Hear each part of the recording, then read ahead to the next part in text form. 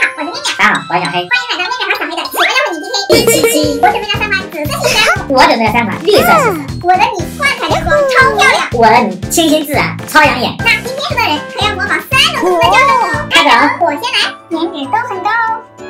我的第一款是朱冠泥，而且底部还有一些小星星，它其实是一款水瓶座泥，有没有水瓶座的小可爱？这个手感好厚实啊，看着好亮啊。它拉开很透哎。再来一朵小花花送给大家。接下去吧，我的第2款是蓝粉渐变泥，看着还蛮透的耶。哇，这质感好漂亮啊，好香啊！来，直接拿出来。这个戳起来手感很赞哎。现在拉个花。哇，这一颗颗晶莹剔透的，还有一股水蜜桃的味道。这花好看。玩家朋友们注意看一下这种紫色，它这个手感捏起来有点像麻薯的手感，特别的 Q 弹。喂，现在再来看一下最后一款蝴蝶秋菜，这个也蛮透的耶，还有股香香的味道，都看得清指纹哎。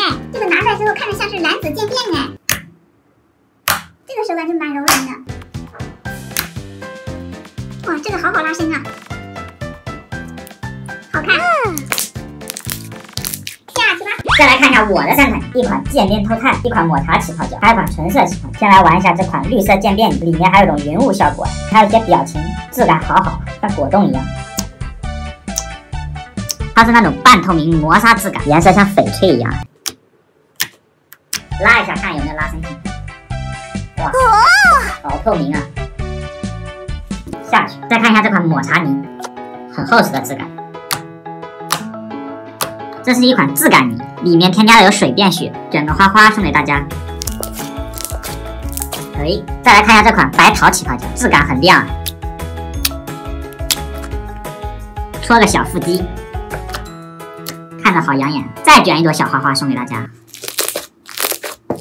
下去，这泥都加完了，开始混合。哇，我的颜色还蛮好看的。我的看着很仙气。哇，我的纹理感好强哎。有点硬。我的最后混合出来是这种紫葡萄的颜色，我的这个混合出来这种抹茶的颜色。我的泥起泡之后大概有10倍耶，我的泥大概有10倍了，而且纹理感还很强。哇，捏得好软。那大家觉得我们2个谁赢呢？认为我赢的，请打大笑表情。认为我赢的打墨镜表情。